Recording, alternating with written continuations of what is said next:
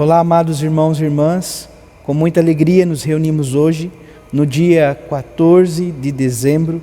Hoje, quarta-feira, a Igreja nos convida a celebrar a memória de São João da Cruz, presbítero e doutor da Igreja. São João da Cruz, junto a Santa Teresa de Ávila, procuram empreender a reforma do Carmelo, trazendo então as características primordiais, poderíamos assim dizer, de uma forma muito superficial, mas aquilo que era o início, sobretudo, um pouco de uma vida mais austera, de um caminho mais voltado à vida contemplativa para o Carmelo, os carmelitas descalços. Então, procurando viver sobretudo esse contexto. Então, Teresa procura, de certa maneira, empreender essa reforma para os carmelos femininos, e São João da Cruz, ajudando então Santa Teresa, procura também empreender isso para o ramo masculino.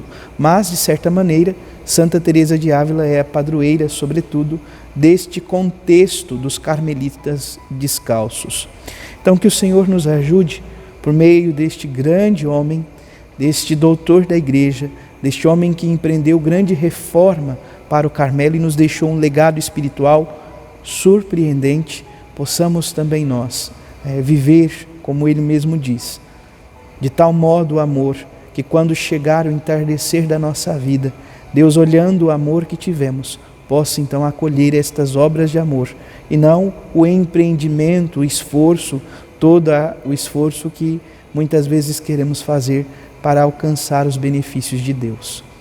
Você que está chegando agora ao canal do YouTube de nossa paróquia, eu te convido a se inscrever, a deixar o seu like, o seu comentário, a compartilhar esse vídeo com alguém que você conheça, para que o Evangelho de nosso Senhor Jesus Cristo alcance mais corações. Iniciemos este momento em nome do Pai, e do Filho, e do Espírito Santo. Amém. A graça e a paz de nosso Senhor Jesus Cristo, o amor do Pai e a comunhão do Espírito Santo esteja sempre convosco. Bendito seja Deus que nos reuniu no amor de Cristo. O Evangelho de hoje, amados irmãos e irmãs, se encontra em São Lucas, capítulo 7, versículos 19 a 23. O Senhor esteja convosco, Ele está no meio de nós. Proclamação do Evangelho de Jesus Cristo segundo Lucas. Glória a vós, Senhor. Naquele tempo, João convocou 2 de seus discípulos e mandou-os perguntar ao Senhor: És tu aquele que há de vir, ou devemos esperar outro? Eles foram ter com Jesus e disseram: João Batista nos mandou a ti para perguntar: És tu aquele que há de vir, ou devemos esperar outro? Nessa mesma hora, Jesus curou de doenças, enfermidades e espíritos malignos a muitas pessoas, e fez muitos cegos recuperarem a vista. Então Jesus lhes respondeu: Ide contar a João o que vistes e ouvistes. Os cegos recuperam a vista, os paralíticos andam, os leprosos são purificados, os surdos ouvem, os mortos ressuscitam, e a boa nova é anunciada aos pobres. E feliz é aquele que não se escandaliza por causa de mim. Palavra da salvação. Glória a vós, Senhor. Amados irmãos e irmãs, a primeira leitura de hoje é a leitura do livro do profeta Isaías, capítulo 45, versículo de 6 a 8, depois o versículo 18, depois os versículos 21 ao 25. E nós ouvimos logo no início esta palavra ou o oráculo do Senhor, aquilo que diz então o Senhor pela boca do profeta: Eu sou o Senhor, não há outro.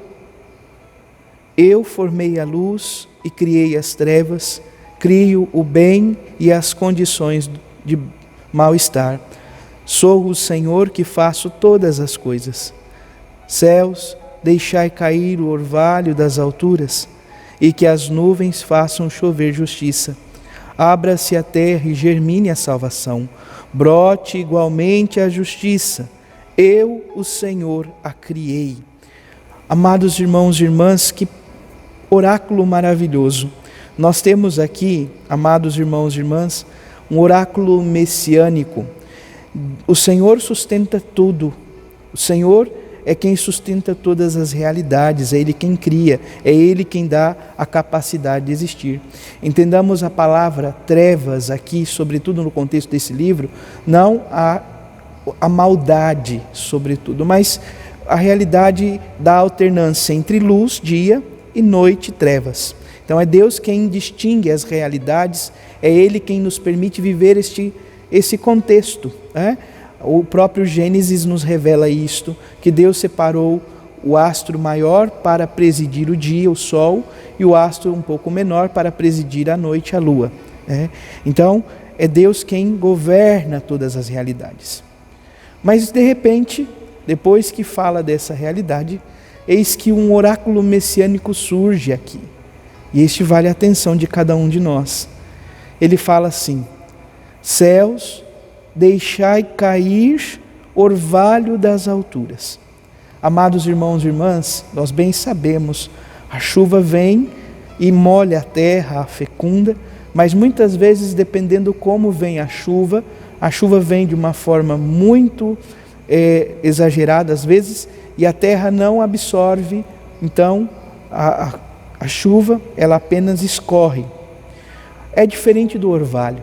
O orvalho vem à noite, tranquilo e calmo, ele vem e faz com que então a superfície, seja ela da terra, seja de outros ambientes, fique totalmente úmido, de tal forma que vai trazendo então vida, nutrientes às plantas, enfim.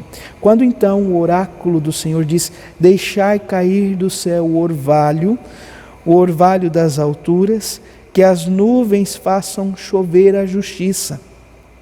A justiça, entendamos a justiça bíblica, a justiça divina, sobretudo a realidade de Deus para conosco, a graça de participar então do seu amor, da sua vida, da vida em Deus, das realidades de Deus, ou seja, a salvação para o gênero humano, a salvação para cada um de nós. Por isso, logo em seguida se diz: abre-se a terra e germine a salvação, brote igualmente a justiça, eu, o Senhor, a criei. Então, entendamos, aqui então se fala no Antigo Testamento da justiça, porém no Novo Testamento nós sabemos, sobretudo, que o Rei da Justiça, o Rei da Justiça, que é o próprio Senhor Jesus Cristo, veio ao nosso encontro. Ele não é criado, é gerado, e de fato, tanto este oráculo como aquilo que nós vamos ouvir sobretudo no Salmo, no dia de hoje, o Salmo 84, diz respeito do Senhor, diz respeito de Jesus Cristo, que o céu ou que os céus lá do alto derramem o orvalho, que chova das nuvens o justo esperado, o Deus Salvador. Por fim, olhando para o Evangelho de hoje, Lucas capítulo 7, versículos 19 a 23, nós, de certa maneira, nesta quarta-feira, retomamos o que nós refletíamos no domingo. Domingo, nós ouvíamos esta mesma passagem do Evangelho, mas apresentada por São Mateus. Mateus, capítulo 11, versículos de 2 a 11. E Mateus traz um detalhe que Lucas aqui deixa, de certa forma, meio que não muito visível. Mateus nos lembra que João Batista está preso, ele está na prisão.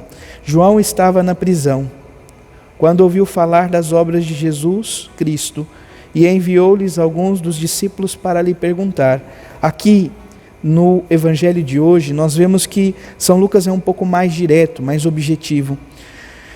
João convocou 2 de seus discípulos e mandou perguntar ao Senhor: és tu aquele que há de vir ou devemos esperar um outro? Então, São Mateus faz questão de dizer que João toma conhecimento das obras e manda os discípulos para perguntar. Aqui, Lucas faz questão então de ponderar já essa realidade de uma forma mais objetiva. João pede para que os discípulos possam ir perguntar a Jesus se era ele mesmo ou não. E quando então chega diante de Jesus, eles falam: João Batista nos mandou a ti para perguntar: és tu aquele que há de vir ou devemos esperar outro? E então nós sabemos a resposta. Na mesma hora Jesus cura os doentes, todas as enfermidades, os espíritos malignos de muitas pessoas. Faz com que os cegos recuperem a vista. Então falta aqui sobretudo também, os surdos ouvir, falta de certa forma também os coxos andar. Na resposta posterior aparece, mas nesse primeiro momento São Lucas não faz questão de ponderar. Nós refletíamos no fim de semana, e vamos resgatar isso de uma forma muito abreviada, esta realidade, sobretudo diz do povo que está ali naquele contexto com Jesus, sobretudo os mais humildes, os mais pobres, e sobretudo ele fala desta boa nova anunciada aos pobres, mas ela pode ser lida também, esse evangelho, dizendo respeito à nossa vida. Amados irmãos e irmãs, Deus nos presenteou com um dos mais belos dons, a liberdade. Mas este presente também nos colocou numa situação complicada. Deus correu esse risco. Pela liberdade pecamos e nos afastamos de Deus. Imprimimos sobre nós a culpa do pecado. E de fato é importante refletir isto. As nossas ações acarretam muitas vezes em delitos, em pecados, e é pura e exclusivamente nossa responsabilidade neste contexto.